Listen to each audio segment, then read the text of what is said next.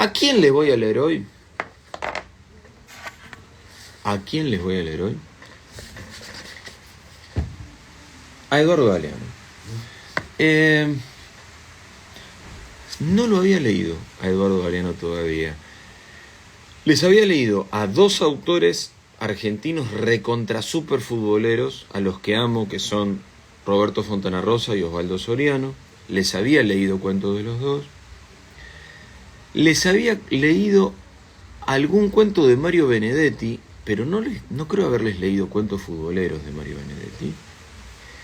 Y creo que nos debíamos leerles algún texto de Eduardo Galeano, de este libro, El fútbol a sol y a sombra. Me parece que es como clave incorporarlo. Yo les voy a contar por qué no les había leído hasta ahora textos de Galeano. Por esto mismo, porque son textos, no son cuentos. Para mí, dicho desde mi ignorancia, el cuento tiene una vuelta narrativa, de ficción, de trama, que los cuentos de Galeano no suelen tener. Los textos de Galeano, mira cómo voy y vengo con las denominaciones, los textos de Galeano no suelen tener. Eduardo Galeano amaba el fútbol, pero sus textos, que suelen ser estampas breves, eso, como breves acuarelas. Cuando digo estampas, acuarelas, porque los pienso como textos descriptivos. Por supuesto que son textos y tienen su belleza literaria, pero no hay una trama de cuento detrás. Hay una cosa de pensar y contar y describir cosas del fútbol, momentos del fútbol, jugadores, equipos, situaciones políticas vinculadas con el fútbol.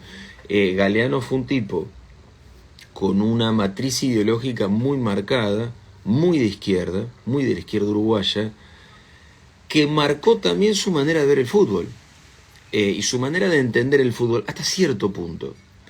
Digo hasta cierto punto porque también fue un tipo que amó la estética del fútbol, más allá de las pertenencias de las naciones y las pertenencias de los equipos. Tal vez la pertenencia que más se le nota es una pertenencia de clase, una simpatía de clase. ¿Me entienden esto? Y acá es donde le viene esa matriz de izquierda más marcada. Pero a la hora de elogiar jugadores, no es que elogia a los uruguayos y a los que no son uruguayos, no. O elogia a los sudamericanos y a los europeos, no. No, es un tipo que celebra el buen juego. Y lo celebra mucho y le importa mucho más que el resultado. Esa es un poco la manera de escribir de Galeano sobre el fútbol y la manera de ver, me parece, de Eduardo Galeano acerca del fútbol. Y este libro, después tiene, este es El fútbol a sol y a sombra, editado por Siglo XXI, sospecho que lo sigue editando Siglo XXI, no lo sé, lo creo. Y después hay otro que se llama Cerrado por fútbol, que lo tengo por ahí, también editado por Siglo XXI, que también tiene muy buenos textos.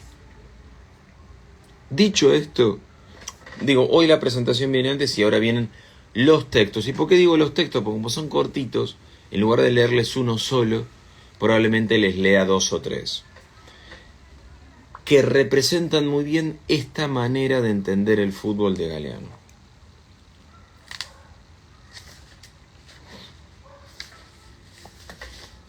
De Eduardo Galeano, de su libro El fútbol a sol y a sombra, las reglas del juego.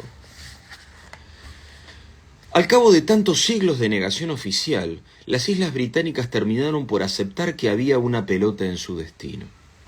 En tiempos de la reina Victoria, el fútbol era ya unánime no solo como vicio plebeyo, sino también como virtud aristocrática.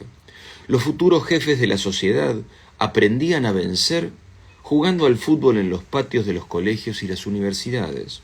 Allá, los cachorros de la clase alta desahogaban sus ardores juveniles, enderezaban su disciplina, templaban su coraje y afilaban su astucia.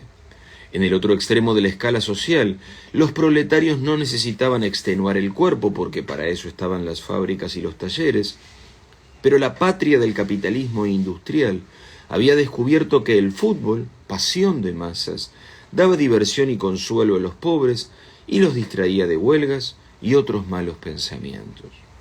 En su forma moderna, el fútbol proviene de un acuerdo de caballeros que 12 clubes ingleses sellaron en el otoño de 1863 en una taberna de Londres.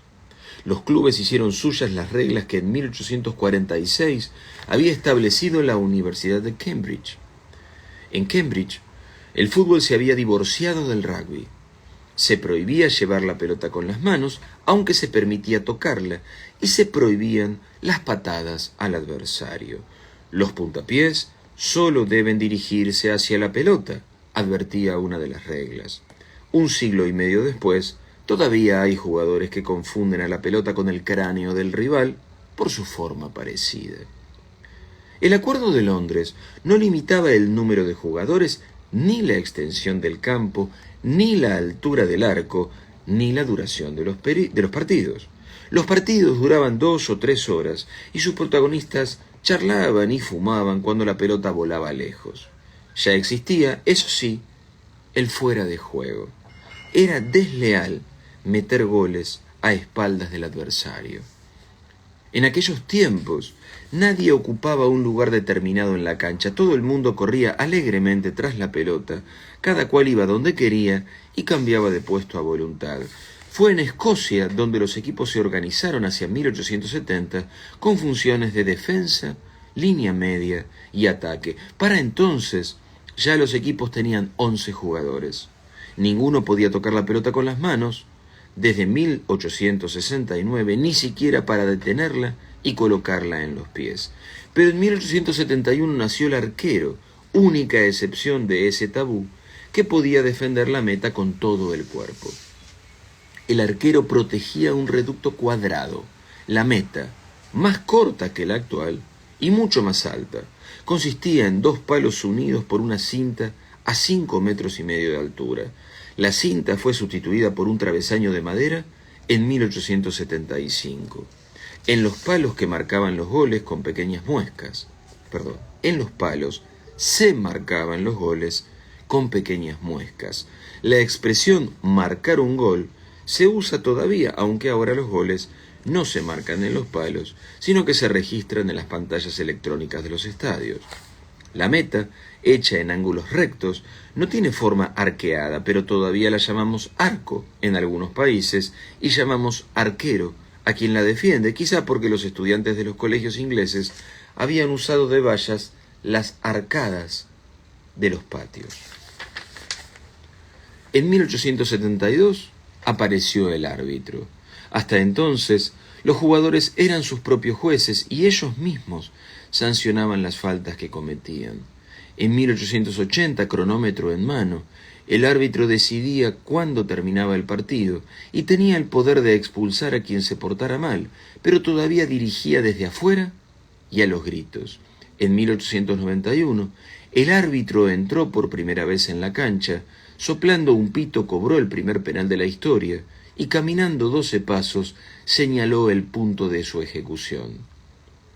Desde tiempo atrás, la prensa británica venía haciendo campaña a favor del penal.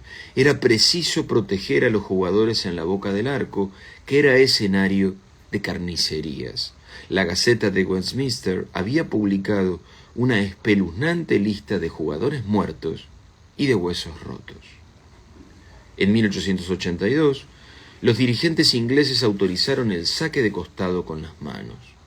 En 1890, las áreas de la cancha fueron dibujadas con cal y se trazó un círculo al centro. En ese año, el arco tuvo red. Atrapando la pelota, la red evitaba dudas en los goles. Después murió el siglo y con él acabó el monopolio británico. En 1904 nació la FIFA, que desde entonces gobierna las relaciones entre la pelota y el pie en el mundo entero.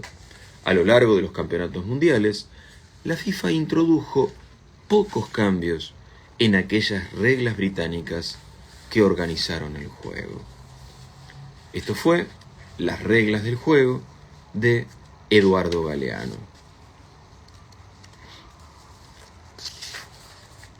Vamos a leer del mismo libro El hincha. Una vez por semana, el hincha huye de su casa y acude al estadio. Flamean las banderas, suenan las matracas, los cohetes, los tambores, llueven las serpentinas y el papel picado. La ciudad desaparece, la ruina se olvida, solo existe el templo. En este espacio sagrado, la única religión que no tiene ateos exhibe a sus divinidades. Aunque el hincha puede contemplar el milagro más cómodamente en la pantalla de la tele, prefiere emprender la peregrinación hacia este lugar, donde puede ver en carne y hueso a sus ángeles batiéndose a duelo contra los demonios de turno. Aquí, el hincha agita el pañuelo, traga saliva, glup, traga veneno, se come la gorra, susurra plegarias y maldiciones y de pronto se rompe la garganta en una ovación y salta como pulga abrazando al desconocido que grita el gol a su lado. Mientras dura la misa pagana, el hincha es muchos. Con miles de devotos comparte la certeza de que somos los mejores, todos los árbitros están vendidos, todos los rivales son tramposos. Rara vez el hincha dice, hoy juega mi club, más bien dice, hoy jugamos nosotros. Bien sabe este jugador número 12 que es él quien sopla los vientos de fervor que empujan la pelota cuando ella se duerme. Como bien saben los otros 11 jugadores que juegan sin hinchada, es como bailar sin música. Cuando el partido concluye, el hincha, que no se ha movido de la tribuna, celebra su victoria. ¡Qué goleada les hicimos! ¡Qué paliza les dimos! O llora su derrota. Otra vez nos estafaron, juez ladrón. Y entonces el sol se va y el hincha se va. Caen las sombras sobre el estadio que se vacía. En las gradas de cemento arden, aquí y allá, algunas hogueras de fuego fugaz, mientras se van apagando las luces y las voces. El estadio se queda solo y también el hincha regresa a su soledad. Yo que he sido nosotros. El hincha se aleja, se dispersa, se pierde, y el domingo es melancólico como un miércoles de cenizas después de la muerte del carnaval. Eduardo Galeano, el fútbol a sol y a sombra. Hacemos uno más. Total son 20:27. Nos quedan un par de minutitos para la media hora que solemos tardar. Si yo fuese incapaz de encontrar el que había marcado, ¿no? Pero no soy capaz de encontrarlo. Así de estúpido es el que hace estos Instagram. ¿Dónde está? Iba a leer uno más cortito. Qué lástima, che. Me parece que lo vamos a tener que eliminar. Ah, ¿qué tal? Acá apareció. Uno más. El último. El ídolo. Estamos leyendo a Eduardo Galeano en el fútbol a sol y a sombra. Y un buen día, la diosa del viento besa el pie del hombre, el maltratado, el despreciado pie, y de ese beso nace el ídolo del fútbol. Nace en cuna de paja y choza de lata, y viene al mundo abrazado a una pelota. Desde que aprende a caminar, sabe jugar. En sus sueños tempranos, alegra a los potreros, juega que te juega en los andurriales de los suburbios, hasta que cae la noche y ya no se ve la pelota, y en sus años mozos vuela y hace volar en los estadios. Sus artes malabares convocan multitudes domingo tras domingo, de victoria en victoria, de ovación en ovación. La pelota lo busca, lo reconoce, lo necesita. En el pecho de su pie Ella descansa y se hamaca, él le saca lustre y la hace hablar, y en esa charla de dos conversan millones de mudos.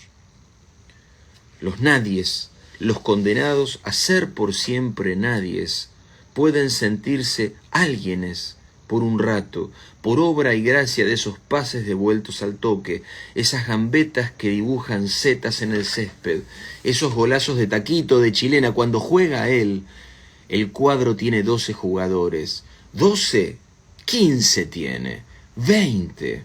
La pelota ríe, radiante en el aire, él la baja, la duerme, la piropea, la baila, y viendo esas cosas jamás vistas, sus adoradores sienten piedad por sus nietos aún no nacidos, que no las verán.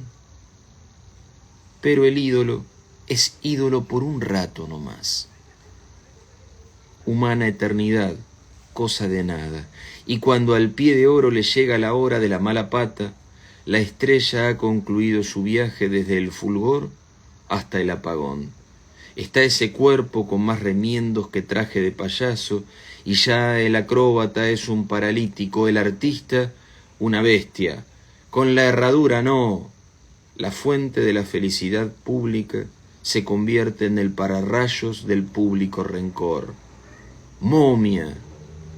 A veces el ídolo no cae entero, y a veces, cuando se rompe, la gente le devora los pedazos. De Eduardo Galeano, el ídolo en El fútbol a sol y a sombra. Dejé este para el final porque, aunque yo les dije que lo que busca Galeano son estampas y la literatura, el juego narrativo suele estar subordinado a aquello que quiere observar y de lo que quiere hablar.